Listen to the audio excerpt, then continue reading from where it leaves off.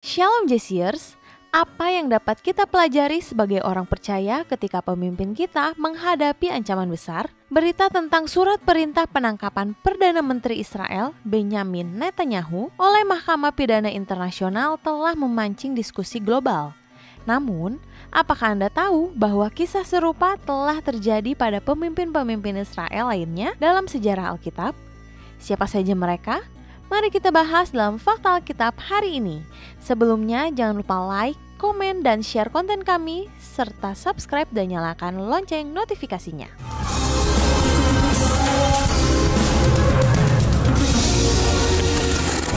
Zedekia yang awalnya bernama Matanya adalah raja terakhir Yehuda sebelum kehancuran Yerusalem oleh Babel pada tahun 586 sebelum Masehi. Dia diangkat sebagai raja oleh Raja Nebukadnezar II setelah pendahulunya, Raja Yoyakin, ditawan di Babel.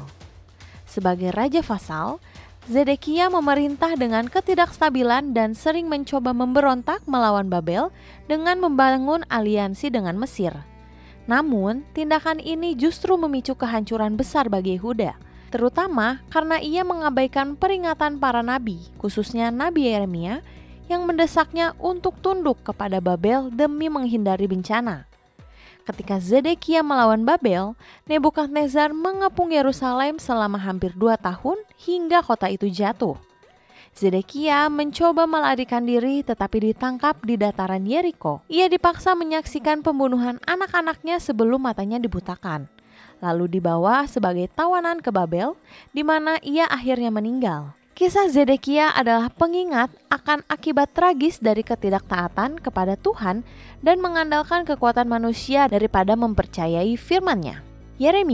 Yeremia adalah seorang nabi besar dalam Alkitab yang hidup pada abad ke-7 hingga 6 sebelum Masehi, di masa penuh pergolakan yang berakhir dengan kehancuran Yerusalem oleh Babel pada tahun 586 sebelum Masehi. Dipanggil sejak muda, Yeremia merasa tidak layak, tetapi Tuhan meneguhkannya dengan janji penyertaan. Ia diutus untuk memperingatkan bangsa Israel dan Yehuda tentang dosa-dosa mereka, termasuk penyembahan berhala dan ketidakadilan, serta hukum ilahi yang akan datang jika mereka tidak bertobat. Pelayanannya tidak mudah. Ia sering ditolak, diejek, bahkan dianiaya oleh bangsanya sendiri karena pesan-pesannya yang keras. Meskipun demikian, Yeremia tetap setia menyampaikan firman Tuhan dengan keberanian luar biasa, meskipun sering merasa kesepian dan berduka. Di balik pesan-pesan peringatan, Yeremia juga membawa harapan bagi masa depan Israel. Ia menubuatkan tentang perjanjian baru yang akan Tuhan buat, perjanjian yang ditulis bukan di atas batu, melainkan di hati umatnya, menandai hubungan yang lebih dalam dan personal dengan Tuhan. Pesan ini menunjukkan bahwa meskipun Tuhan menghukum karena dosa, kasih-Nya tetap setia dan menyediakan jalan pemulihan. Nehemia adalah seorang pemimpin yang gigih dalam menghadapi tantangan besar, termasuk perselisihan dengan musuh-musuh seperti Sanbalat dan Tobia yang menjadi penghalang utama dalam pembangunan kembali tembok Yerusalem. Ketika Nehemia tiba di Yerusalem dan mulai mengorganisir pembangunan, Sanbalat, gubernur Samaria, dan Tobia, seorang pejabat Amon, langsung menentang rencananya. Mereka mengejek dan meremehkan usaha itu. Mereka menuduh Nehemia melawan raja dan memprovokasi konflik dengan tujuan melemahkan semangat para pekerja. Namun, Nehemia merespon dengan doa dan keyakinan pada perlindungan Allah, memperkuat rakyatnya untuk tetap fokus pada pekerjaan. Ancaman tidak berhenti pada ejekan verbal. Sanbalat dan Tobia juga merencanakan serangan fisik untuk menghentikan pembangunan. Nehemia dengan kewaspadaan dan strategi yang matang mengorganisir rakyat untuk bekerja sambil berjaga-jaga, bahkan mempersenjatai mereka untuk melindungi diri.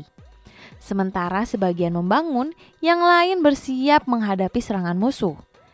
Dengan keberanian dan kepemimpinan yang tegas, Nehemia mampu menggagalkan semua upaya musuh, menunjukkan keteguhan iman dan kecakapannya sebagai pemimpin. Kisah Zedekia, Yeremia, dan Nehemia memberikan pelajaran bahwa saat pemimpin menghadapi ancaman besar, respon yang benar harus didasarkan pada iman, ketaatan, dan integritas. Kita diingatkan bahwa momen-momen sulit seringkali menjadi sarana Tuhan untuk meneguhkan prinsip keadilan dan iman, baik bagi pemimpin maupun rakyat, mengajarkan bahwa keberhasilan sejati hanya datang melalui ketaatan kepada Tuhan. Mari dukung pelayanan Jawaban Channel untuk terus menyebarkan kasih dan pengharapan melalui konten inspiratif yang memberkati banyak orang. Dengan berdonasi, Anda turut menjadi bagian dari misi untuk mengubah hidup dan membawa terang ke tengah dunia. Terima kasih sudah menyaksikan Fakta Alkitab hari ini. Jika Anda ingin bertanya atau ingin membahas tema lain, silahkan tulis di kolom komentar. Tuhan Yesus memberkati.